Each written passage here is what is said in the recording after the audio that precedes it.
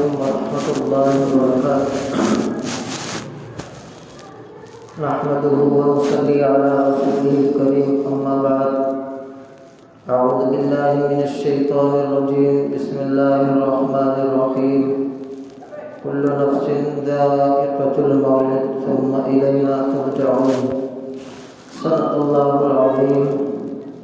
محترم بزرگ اور ایمانی بھائیوں، گزشتہ جمعے بھی مرنے کے بعد کے احوال کا تذکرہ چل رہا تھا۔ اب آگے سے وہ سلسلہ جاری کیا جا رہا ہے۔ حضرت انس رضی اللہ عنہ روایت کرتے ہیں کہ نبی رحمت صلی اللہ علیہ وسلم نے ارشاد فرمایا کہ جب ملک الموت خدا کے مقبول بندے کے پاس آتے ہیں تو اس کو سلام کرتے ہیں اور یوں ارشاد فرماتے ہیں: السلام علیک یا ولی اللہ، قم فاخرج من دارک التی خربتها الى دارک التی عمرتها، کہ تم پر سلام ہو اے اللہ کے دوست، اٹھو اور اس گھر سے نکلو جسے تم نے خواہشات نفس کو قربان کر کے برباد کیا ہے، اور اس گھر کو چلو جسے تم نے عبادت کر کے آباد کیا ہے۔ نبی رحمت صلی اللہ علیہ وسلم سے اما جان عائشہ روایت کرتی ہے کہ اللہ کے نبی نے فرمایا کہ جب مومن مرتے وقت فرشتوں کو دیکھتا ہے تو فرشتے اس سے کہتے ہیں کہ کیا ہم تم کو دنیا میں واپس کر دیں اور روح قبض نہ کرے؟ وہ کہتا ہے کیا مجھے غموں اور فکروں کے مقام میں چھوڑ جانا چاہتے ہو؟ اب تو میں نہیں رہتا، مجھے اللہ کے پاس لے چلو۔ حضرت زید بن اسلم رضی اللہ عنہ فرماتے ہیں کہ موت کے وقت مومن کے پاس فرشتے آ کر اسے خوشخبری سناتے ہیں اور اس سے کہتے ہیں کہ تم جہاں جا رہے ہو وہاں جانے سے ڈرو نہیں، لہذا اس کا خوف جاتا رہتا ہے، اور اس سے یہ بھی کہتے ہیں کہ دنیا اور اہل دنیا سے جدا ہونے پر رنج نہ کرو اور جنت کی خوشخبری سن لو، لہذا وہ اس حال میں مرتا ہے کہ اس دنیا میں خدا اس کی آنکھیں ٹھنڈی کر دیتا ہے۔ حضرت عبداللہ ابن مسعود رضی اللہ عنہ راوی ہے، صحابہ کرام رضوان اللہ تعالی علیہم اجمعین نے آپ سے اس آیت کی تفسیر پوچھی: وَلَا تَحْسَبَنَّ الَّذِينَ قُتِلُوا فِي سَبِيلِ اللَّهِ أَمْوَاتًا بَلْ أَحْيَاءٌ عِندَ رَبِّهِمْ يُرْزَقُونَ، کہ جو لوگ اللہ کی راہ میں قتل کیے گئے ان کو مردہ مت سمجھو، بلکہ وہ تو زندہ ہے، اپنے رب کے مقرب ہیں اور ان کو رزق ملتا ہے۔ تو حضرت عبداللہ ابن مسعود رضی اللہ عنہ نے فرمایا کہ ہم اس کی تفسیر اللہ کے نبی علیہ السلام سے دریافت کر چکے ہیں۔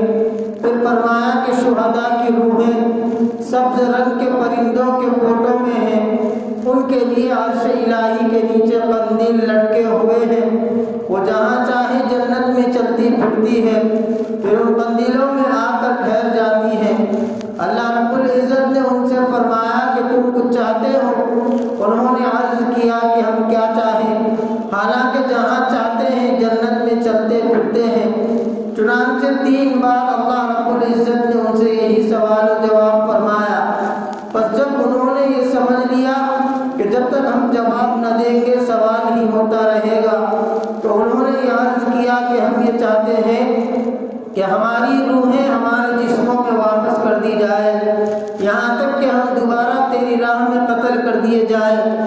پس جب پروردگار عالم نے ان سے معلوم کر لیا کہ ان کو کوئی حاجت نہیں تو چھوڑ دیے گئے اور پھر ان سے سوال نہیں کیا گیا، یعنی وہاں کی کوئی چیز انہوں نے طلب نہ کی، اور سوال کیا تو دنیا میں واپسی کا سوال کیا جو قانون کے خلاف ہے، لہذا ان سے سوال نہ کیا گیا۔ روحوں کا سبز پرندوں کے پوٹوں میں ہونا یہ شہداء کے ساتھ خاص نہیں ہے، بلکہ دوسرے مومنوں کی روحیں بھی ان پرندوں کے پوٹوں میں جنت کی سیر کرتی ہے، جیسا کہ حضرت کعب بن مالک رضی اللہ عنہ کی روایت میں ہے۔ نبی رحمت صلی اللہ علیہ وسلم نے ارشاد فرمایا کہ ان ارواح المؤمنین فی طیر خضر تعلق بشجر الجنہ، بلا شبہ ایمان والوں کی روحیں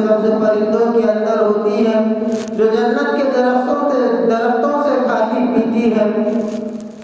حضرت ابو ہریرہ رضی اللہ عنہ سے روایت ہے، نبی رحمت صلی اللہ علیہ وسلم نے ارشاد فرمایا کہ شہید قتل ہونے کی تکلیف بس اتنی ہی محسوس کرتا ہے جیسی تم چیونٹی کے کاٹنے کی تکلیف محسوس کرتے ہو۔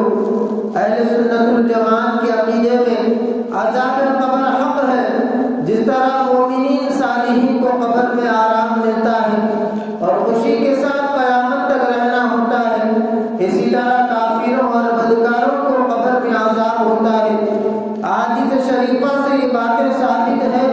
اما جان حضرت عائشہ صدیقہ رضی اللہ عنہا کے پاس ایک یہودی عورت آئی اور اس نے ان کے سامنے عذاب قبر کا تذکرہ کیا اور کہا اعاذک اللہ من عذاب القبر، یعنی تجھے اللہ عذاب قبر سے پناہ میں رکھے۔ اما جان عائشہ نے نبی رحمت صلی اللہ علیہ وسلم سے اس کے متعلق سوال کیا تو اللہ کے نبی علیہ السلام نے فرمایا نعم عذاب القبر حق، ہاں قبر کا عذاب حق ہے۔ حضرت عائشہ رضی اللہ عنہا فرماتی ہے کہ اس کے بعد حضرت رسول اللہ صلی اللہ علیہ وسلم نے جب بھی نماز پڑھی قبر کے عذاب سے ضرور اللہ کی پناہ مانگی۔ حضرت عثمان غنی رضی اللہ عنہ جب کسی قبر کے پاس کھڑے ہوتے تو اس قدر روتے کہ مبارک داڑھی تر ہو جاتی تھی۔ سوال کیا گیا کہ آپ جنت و دوزخ کا تذکرہ کر کے نہیں روتے اور قبر کو دیکھ کر اس قدر روتے ہیں؟ تو حضرت عثمان غنی نے جواب دیا کہ نبی رحمت صلی اللہ علیہ وسلم نے فرمایا ہے کہ بے شک قبر آخرت کی منزلوں میں سے پہلی منزل ہے، بس اگر اس سے نجات پائی تو اس کے بعد کی منزلیں اس سے زیادہ آسان ہیں، اور اگر اس سے نجات نہ پائی تو اس کی بعد کی منزلیں اس سے زیادہ سخت ہیں۔ عذاب قبر کے تفسیرات کے سلسلے میں علماء کرام نے احادیث کی روشنی میں مزید یہ بتایا کہ حضرت ابو سعید خدری رضی اللہ عنہ روایت کرتے ہیں نبی رحمت صلی اللہ علیہ وسلم نے ارشاد فرمایا کہ قبر میں کافر پر ضرور 99 اژدہے مقرر کر دیے جاتے ہیں جو قیامت تک اسے ڈستے رہتے ہیں۔ ان کے زہر کا یہ عالم ہے کہ اگر ان میں سے ایک بھی زمین پر پھنکار مار دے تو زمین بالکل سبزی نہ اگائے، یعنی ان کے زہر کا یہ اثر ہے کہ ان میں سے ایک اژدہا بھی اگر ایک دفعہ زمین کی طرف پھنکار مار دے تو اس کے زہر کے اثر سے زمین گھاس کا ایک تنکا بھی اگانے کے قابل نہ رہے۔ آج کل کے آلات جنگ جیسے ایٹم بم وغیرہ دیکھ کر اس ارشاد نبوی صلی اللہ علیہ وسلم کے سمجھنے میں ذرا بھی تأمل کی گنجائش نہیں رہتی۔ اللہ کے نبی علیہ السلام نے آگے فرمایا کہ جب کافر جواب دیتا ہے کہ ہائے ہائے مجھے پتا نہیں، تو آسمان سے منادی آواز دیتا ہے کہ اس نے جھوٹ کہا، اس کے نیچے آگ بچھا دو اور اسے آگ کا پہناوا پہنا دو اور اس کے لیے دوزخ کا ایک دروازہ کھول دو۔ چنانچہ دروازہ کھول دیا جاتا ہے جس کے ذریعے سے دوزخ کی تپش اور سخت گرم لو آتی رہتی ہے اور اس کی قبر تنگ کر دی جاتی ہے، یہاں تک کہ اس کی پسلیاں ادھر سے ادھر ہو جاتی ہیں۔ پھر اس کے عذاب دینے کے لیے ایک عذاب دینے والا مقرر کر دیا جاتا ہے جو اندھا ہے اور بہرا ہوتا ہے، اس کے پاس لوہے کا ایک گزر ہوتا ہے جس کی حقیقت یہ ہے کہ اگر وہ پہاڑ پر مار دیا جائے تو پہاڑ ضرور مٹی ہو جائے۔ پھر ارشاد فرمایا کہ اس گرز کو ایک مرتبہ مارتا ہے تو اس کی آواز کو انسان اور جنات کے علاوہ پورا پچھم کے درمیان کی ساری مخلوق سنتی ہے۔ ایک مرتبہ مارنے سے وہ مٹی ہو جاتا ہے اور پھر روح لوٹا دی جاتی ہے۔ بخاری اور مسلم کی ایک روایت میں ہے کہ اس گرز کے مارے جانے سے وہ اس زور سے چیختا ہے کہ انسان اور جنات کے سوا اس کے قریب کی ہر چیز اس کی چیخ و پکار کو سنتی ہے۔ سوال اب یہاں یہ دریافت ہے کہ انسان اور جنات کو میت کے مارنے اور اس کے چیخنے کی آواز کیوں نہیں سنائی جاتی؟ تو اس کا جواب یہ ہے کہ انسانوں اور جنات کو عالم برزخ سے واسطہ پڑتا ہے۔ اگر ان کو عذاب قبر دکھا دیا جائے یا کانوں سے وہاں کے مصیبت زدوں کی چیخ و پکار کی آواز سنا دی جائے تو ایمان لے آئے اور نیک عمل کرنے لگے۔ حالانکہ خدا کے یہاں ایمان بالغیب معتبر ہے کہ صرف نبی رحمت صلی اللہ علیہ وسلم کی بات سن کر مان لے، سمجھ میں آئے یا نہ آئے، بہرحال آپ کی بات صحیح مانے، اسی کو ایمان فرمایا گیا ہے۔ آگے اللہ نے فرمایا ان الذین یخشون ربهم بالغیب لهم مغفرۃ واجر کبیر، بلا شبہ جو لوگ اپنے رب سے بن دیکھے ڈرتے ہیں ان کے لیے مغفرت ہے اور ان کے لیے بڑا اجر رکھا گیا ہے۔ اگر دوزخ کو جنت اور برزخ کے حالات آنکھوں سے دکھا دیے جائے تو پھر ایمان بالغیب نہ رہے اور سب مان لے اور مومن ہو جائے، مگر خدا کے یہاں آنکھوں سے دیکھے ہوئے پر ایمان لانا معتبر نہیں ہے۔ اسی وجہ سے مرتے وقت ایمان لانے کا اعتبار نہیں ہے، کیونکہ اس وقت عذاب کے فرشتے نظر آ جاتے ہیں۔ فَلَمْ يَكُنْ يَنْفَعُهُمْ إِيمَانُهُمْ لَمَّا رَأَوْا بَأْسَنَا، پس ان کو ان کا ایمان لانا نفع مند نہ ہوا جبکہ انہوں نے ہمارا عذاب دیکھ لیا۔ تو میرے محترم دوستو، جب قیامت کو اٹھ کھڑے ہوں گے اور جنت و دوزخ آنکھ سے دیکھ لیں گے تو سب ہی ایمان لے آئیں گے اور رسولوں کی باتوں کی تصدیق کر لیں گے، مگر اس وقت کا ایمان اور تصدیق کوئی معتبر نہیں ہے۔ انسانوں کو عذاب قبر کے نہ دکھانے اور اس کی آواز نہ سنانے میں یہ مصلحت کی معلوم ہوتی ہے کہ انسان اس کی برداشت نہیں کر سکتے۔ اگر عذاب قبر کا حال آنکھوں سے دیکھ لے یا کانوں سے سن لے تو بے ہوش ہو جائے، جیسا کہ حضرت ابو سعید خدری رضی اللہ عنہ کی روایت میں ہے، نبی رحمت صلی اللہ علیہ وسلم نے ارشاد فرمایا کہ نافرمان کی میت کو جب لوگ اٹھا کر چلتے ہیں تو وہ کہتا ہے ہائے میری بربادی، مجھے کہاں لے جا رہے ہو۔ اس کی اس آواز کو انسان کے سوا ہر چیز سنتی ہے اور اگر انسان سن لے تو بے ہوش ہو جائے۔ البتہ خداوند عالم نے اپنے رسول صلی اللہ علیہ وسلم کو برزخ کی یہ چیزیں نہ صرف بتا دی بلکہ دکھا بھی دی، چونکہ آپ میں ان کو دیکھ کر برداشت کا ذرف موجود تھا، یہاں تک کہ دوزخ کے منظر کو دیکھ کر بھی آپ کے ہنسنے بولنے اور صحابہ کرام رضوان اللہ تعالی علیہ مجمعین کے ساتھ اٹھنے بیٹھنے اور کھانے پینے میں فرق نہ آتا تھا۔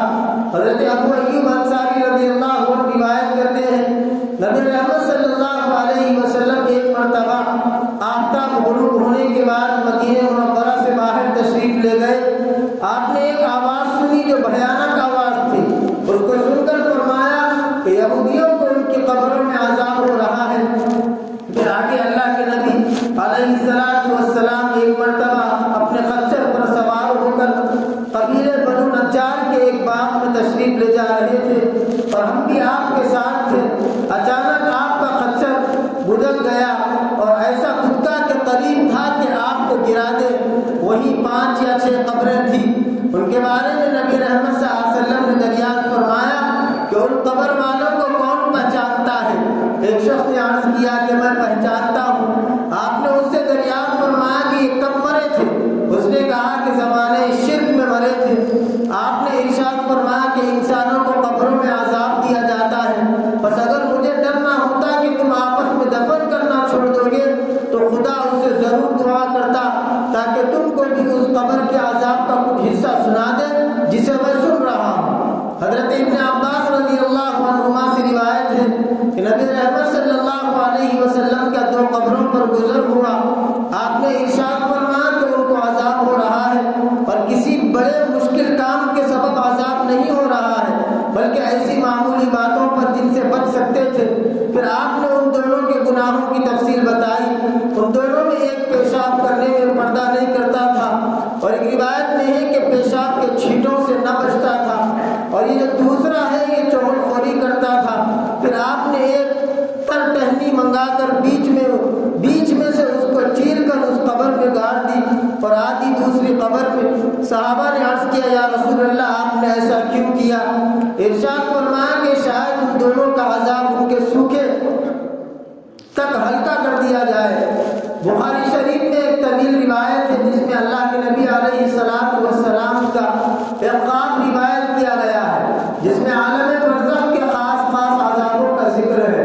آپ نے فرمایا کہ میں نے آج رات خواب دیکھا ہے، 2 شخص میرے پاس آئے اور میرا ہاتھ پکڑ کر مجھ کو ایک مقدس زمین کی طرف لے چلے۔ دیکھتا کیا ہوں کہ ایک شخص بیٹھا ہوا ہے اور دوسرا کھڑا ہے اور اس کے ہاتھ میں لوہے کا زنبور ہے اور بیٹھے ہوئے شخص کے کلے کو اس سے چیر رہا ہے، یہاں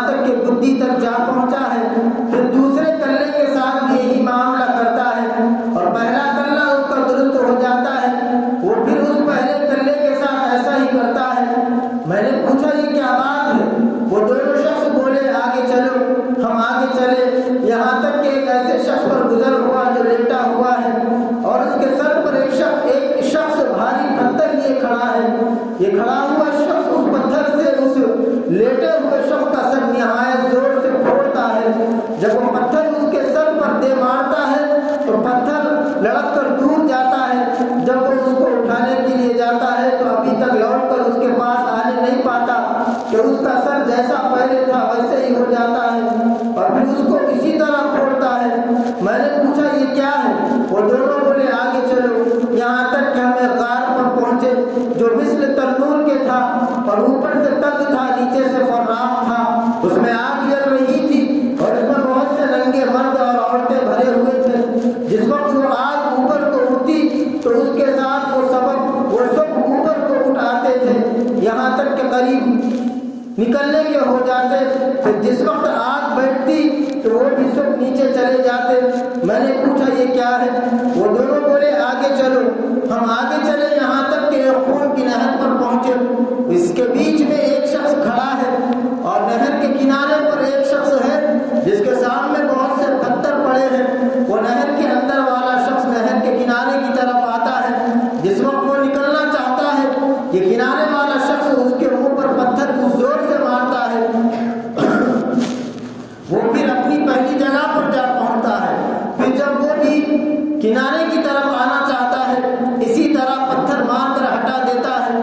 میں نے پوچھا یہ کیا ہے؟ وہ دونوں بولے آگے چلو۔ ہم آگے چلے یہاں تک کہ ایک ہرے بھرے باغ پہ پہنچے۔ اس میں ایک بڑا درخت ہے اور اس کے نیچے ایک بوڑھا آدمی ہے اور بچے ہیں۔ اس درخت کے قریب ایک اور شخص بیٹھا ہوا ہے اور اس کے سامنے آگ جل رہی ہے جسے وہ ڈھونڈ رہا ہے۔ پھر وہ دونوں مجھ کو چڑھا کر درخت کے اوپر لے گئے۔ وہاں ایک گھر درخت کے بیچ میں نہایت عمدہ تھا، اس میں مجھے داخل کر دیا۔ میں نے اس گھر سے اچھا گھر کبھی نہیں دیکھا۔ اس میں بہت سے مرد، بوڑھے، جوان، عورتیں اور بچے تھے۔ پھر اس سے باہر لا کر اور اوپر لے گئے۔ وہاں ایک گھر پہلے گھر سے بھی عمدہ تھا، اس میں لے گئے۔ اس میں بوڑھے اور جوان تھے۔ میں نے ان دونوں شخصوں سے کہا کہ تم نے مجھ کو تمام رات پھرایا، اب بتاؤ کہ یہ سب کیا ہے؟ اس رات تھے۔ انہوں نے کہا وہ جو تم نے دیکھا تھا جس کے گلے چیرے جاتے تھے وہ شخص جھوٹا ہے جو جھوٹی باتیں کرتا تھا اور وہ باتیں جہاں میں مشہور ہو جاتی تھی اس کے ساتھ قیامت تک یوں ہی کرتے رہیں گے۔ اور جس کا سر پھوڑتے ہوئے دیکھا وہ شخص ہے کہ اللہ تعالیٰ نے اس کو علم قرآن دیا، رات کو اس سے غافل ہو کر سو رہتا ہے اور دن کو اس پر عمل نہ کرتا، اور قرآن کو اس نے بھلا دیا اور اپنے علم پر اس نے عمل نہ کیا، اس کے ساتھ قیامت تک یہی معاملہ رہے گا۔ اور جن کو تم نے آگ کے غار میں دیکھا وہ زنا کرنے والے لوگ ہیں، اور جن کو خون کی نہر میں دیکھا وہ سود کھانے والے ہیں۔ اور درخت کے نیچے جو بوڑھے شخص تھے وہ حضرت ابراہیم علیہ السلام تھے، اور ان کے ارد گرد جو بچے تھے وہ لوگوں کی نابالغ اولاد ہے۔ جو آگ ڈھونڈ رہا تھا وہ مالک داروغہ دوزخ کا ہے، اور پہلا گھر جس میں آگ داخل ہوئے وہ عام مسلمانوں کا ہے، اور دوسرا گھر شہیدوں کا ہے، اور میں جبرائیل ہوں، اور یہ میرے بازو جو کھڑا ہے یہ میکائیل ہے۔ پھر بولے سر اوپر اٹھاؤ۔ میں نے سر اٹھایا تو میرے اوپر ایک سفید بال نظر آیا، سفید بادل نظر آیا۔ بولے کہ یہ تمہارا گھر ہے۔ میں نے کہا کہ مجھے چھوڑ دو، میں اپنے گھر میں داخل ہو جاؤں۔ بولے ابھی تمہاری عمر باقی ہے، پوری نہیں ہوئی، اگر پوری ہو چکی ہوتی تو ابھی چلے جاتے۔ جاننا چاہیے محترم دوستو، انبیاء کا خواب وہی ہوتا ہے اور برحق ہوتا ہے۔ یہ تمام واقعے سچے ہیں۔ اس حدیث سے کئی چیزوں کا حال معلوم ہوا۔ اول جھوٹ کا کہ کیسی سخت سزا ہے، دوسرے عالم بے عمل کا، تیسرے زنا کا، چوتھے سود کا۔ خدا سب مسلمانوں کو ان کاموں سے محفوظ رکھے۔ حضرت ابو سعید خدری رضی اللہ عنہ روایت کرتے ہیں کہ ایک روز اللہ کے نبی علیہ السلام باہر تشریف لائے تو آپ نے لوگوں کو دیکھا کہ کھلا کر ہنس رہے ہیں، جس کی وجہ سے ان کے دانت باہر نکلے ہوئے ہیں۔ ان کا یہ حال دیکھ کر آپ نے ارشاد فرمایا کہ خبردار، بلا شبہ اگر تم لذتوں کی کاٹنے والی چیز یعنی موت کو کثرت سے یاد کرتے تو تم کو میں اس حال میں نہ دیکھتا، لہذا تم لذتوں کو کاٹنے والی چیز یعنی موت کو کثرت سے یاد کیا کرو، کیونکہ قبر پر کوئی دن ایسا نہیں گزرتا جس دن وہ یہ نہ کہتی ہو کہ میں بیگانگی کا گھر ہوں، اور میں تنہائی کا گھر ہوں، اور میں مٹی کا گھر ہوں، اور میں کیڑوں کا گھر ہوں۔ پھر فرمایا کہ جب مومن بندہ دفن کر دیا جاتا ہے تو اس سے قبر کہتی ہے کہ مرحبا، تو اپنے ہی گھر آیا، سمجھ لے بلا شبہ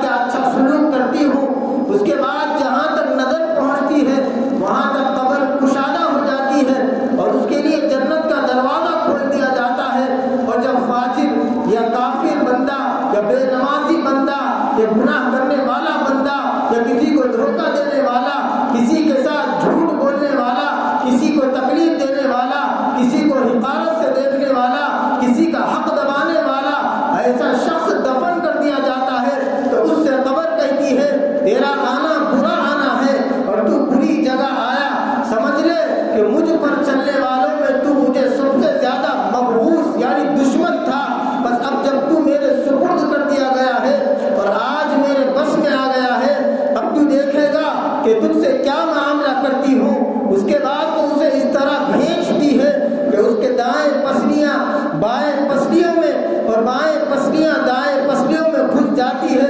اس کو اللہ کے نبی نے اس طرح ظاہر فرمایا کہ اپنے مبارک ہاتھ کی انگلیاں دوسرے ہاتھ کی انگلیوں میں داخل فرمائی۔ اللہ کے نبی علیہ السلام نے آگے ارشاد فرمایا قسم ہے اس ذات کی جس کے قبضے میں میری جان ہے، جب میت کو قبر میں رکھ دیا جاتا ہے تو دفن کرنے کے بعد جب لوگ واپس ہوتے ہیں تو وہ ان کے جوتوں کی آواز سنتا ہے، بس اگر وہ مومن ہوتا ہے تو نماز اس کے سرہانے آ جاتی ہے اور روزے اس کے دائیں طرف آ جاتے ہیں اور زکوٰۃ اس کے بائیں طرف آ جاتی ہے، اور نفل کام جو کیے تھے جیسے کہ صدقہ کیا، نفل نماز اور لوگوں کے ساتھ جو خیر اور نیکی بھلائی کی تھی وہ اس کے پیروں کی طرف آ جاتی ہے۔ کسی کی ضرورتوں کو اس نے پورا کیا تھا، اچھے اخلاق کے ساتھ اس نے لوگوں کے ساتھ پیش آیا تھا، اگر اس کے سرہانے کی جانب سے عذاب آتا ہے تو نماز کہتی ہے میری طرف سے جگہ نہ ملے گی، پھر اس کی داہنی طرف سے عذاب آتا ہے تو روزے کہتے ہیں ہماری طرف سے جگہ نہ ملے گی، پھر بائیں طرف سے عذاب آتا ہے تو زکوٰۃ کہتی ہے میری طرف سے جگہ نہ ملے گی، پھر پیروں کی طرف سے عذاب آتا ہے تو خیر کے کام، حسن اخلاق، کسی کی ضرورتوں کو پورا کرنا، اچھائی کے ساتھ بات کرنا اور احسان کے کام جو لوگوں کے ساتھ کیے تھے وہ سب کہتے ہیں کہ ہماری جانب سے بھی جگہ نہ ملے گی۔ تو یہ قبر کا عذاب بہت بڑا بھیانک میرے بھائیوں عذاب ہوتا ہے۔ اللہ تبارک و تعالی تمام مسلمانوں کو عذاب قبر سے حفاظت فرمائے، اور جو لوگ اس دنیا سے رخصت ہوئے ہیں اللہ رخصت کی بال مغفرت فرمائے۔ احادیث مبارک کا آپ جائزہ لیں گے اور عذاب قبر کی حدیثوں کو آپ پڑھیں گے تو میرے پیارے نوجوانوں اور بھائیوں آپ کو اندازہ ہوگا کہ قبر کا عذاب حق ہے۔ اگر قبر کی منزل میں اگر کوئی بندہ کامیاب نہ ہوا، گناہ میں اس کی موت ہوئی اور زندگی میں وہ نافرمانیوں میں، عداوتوں میں، رنجشوں میں زندگی گزاری اور پھر موت کا وقت آیا، دفن کر دیا گیا، تو قبر جو آخرت کی منزلوں میں سے پہلی منزل ہے وہ اس منزل میں ناکام ہوگا۔ تو جو شخص قبر کی منزل میں ناکام ہوا فرمایا وہ بعد میں آنے والی تمام منازل میں وہ کامیاب نہیں ہو سکتا۔ اسی لیے آج ضرورت اس بات کی ہے کہ تمام مسلمانوں کو اپنا انفرادی فردن طور پر جائزہ لینا چاہیے، دوسروں کی فکر سے زیادہ اپنے ایمان کی اور اپنے اعمال کی فکر ہم سب کو کرنا یہ بہت زیادہ ضروری ہے۔ کیوں؟ اس لیے کہ قبر کے گڑھے میں دفن کر دینے کے بعد اللہ نے سورہ عبس کے اندر ارشاد فرمایا وَأُمِّهِ وَأَبِيهِ وَصَاحِبَتِهِ وَبَنِيهِ لِكُلِّ امْرِئٍ مِّنْهُمْ يَوْمَئِذٍ شَأْنٌ يُغْنِيهِ کہ اس دن نہ بیٹا باپ کے کام آئے گا، نہ باپ بیٹے کے کام آئے گا، نہ بیوی شوہر کے کام آنے والی، نہ شوہر بیوی کے کام آنے والی ہے۔ قبر کا منظر وہ بھیانک منظر ہوگا جس کی زندگی ایمان والی ہوگی، جس کی زندگی حلال رضا کھانے میں گزری، جس کی زندگی 5 وقت نماز پڑھنے میں گزری، جس کی زندگی ہر ایک کے ساتھ حسن اخلاق میں گزری، تو پھر یاد رکھیے قبر میں جانے کے بعد وہ عالیشان اس کی زندگی ہوگی، وہ نرالی اور پیاری زندگی ہوگی۔ جنت سے اللہ داؤں کو فرشتوں کو بھیجیں گے، وہ مومن بندوں کا استقبال کرتے رہیں گے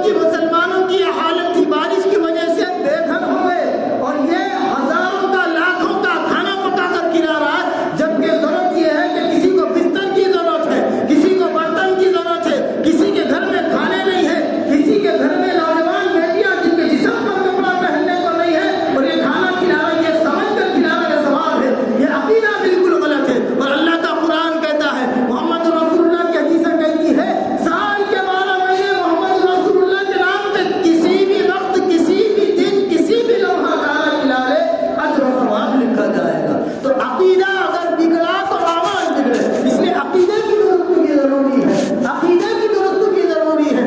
अकीदा, हम ये नहीं कहते कि बगाना खाना दाल से खिलाना गुनाह है, ये गलत बात है। हम ये कहते हैं कि जिस दिन तो बगाना खाना दाल से खिला रहा है और जिस तरीके से खिला रहा है, यह गलत काम है, ये कुरान हदीस के खिलाफ है। आप कभी भी बगाना खाना दाल से या बिरयानी बनाकर खिलाइए, किसी भी दिन खिलाइए, अज्र और सवाब लिखा जाएगा, लेकिन उसी दिन खिलाए तो अज्र और सवाब है कि अकीदा अल्लाह से बिगड़ गया। जब अकीदा अल्लाह से बिगड़ा तो अमाल में कहाँ से जान आएगी, अमाल कहाँ दुरुस्त होंगे। जब अमाल दुरुस्त नहीं होंगे तो फिर हमारे अंदर अखलाक कहाँ से आएंगे। जब बद अखलाकी हमारे अंदर दाखिल होगी, अल्लाह वालों ने 3 चीजें बयान फरमाई, अकायद की दुरुस्तगी मेरे भाइयों, दूसरी चीज अमाल की दुरुस्तगी, तीसरी चीज अखलाक है, चौथी चीज मैं अपनी तरफ से कहता हूँ इंसानियत होना। इंसानियत हर एक के अंदर होगा। अगर इंसानियत नहीं है, किसी के साथ हमदर्दी नहीं है, तो याद रखिए आपके सारे अमाल बेकार है। इसलिए कब्र की मंजिलों में से जो पहली मंजिल है कब्र का गड्ढा, वहाँ मेरे भाइयों काम आने वाले सारी चीजें आपको अंदाजा होगा। मैं कल एक हदीस शरीफ पढ़ रहा था जिसमें अल्लाह के नबी अलैहिस्सलाम ने फरमाया, एक बेटे के बाप का इंतकाल हो गया, बेटे ने अपने बाप को दफन कर दिया, बेटे ने अपने बाप को दफन कर दिया। जब दफन करा, मग़फ़िरत की दुआ की गई, मस्जिद के इमाम को बोलकर दुआ कराई गई, बाप कब्र के अंदर खुश है। और फिर दूसरे दिन बेटा गया, बाप की कब्र पर जाकर खड़ता रहा, यासीन पढ़ता रहा, दुआएं पढ़ता रहा, वजीफा पढ़ता रहा। अल्लाह के नबी फरमा रहे हैं, बेटे के ये कुरान पढ़ने पर, दुआ करने पर बाप का अजाब हल्का किया जा रहा है और बाप के नाम अमाल में सवाब लिखा जा रहा है। बाप कब्र के अंदर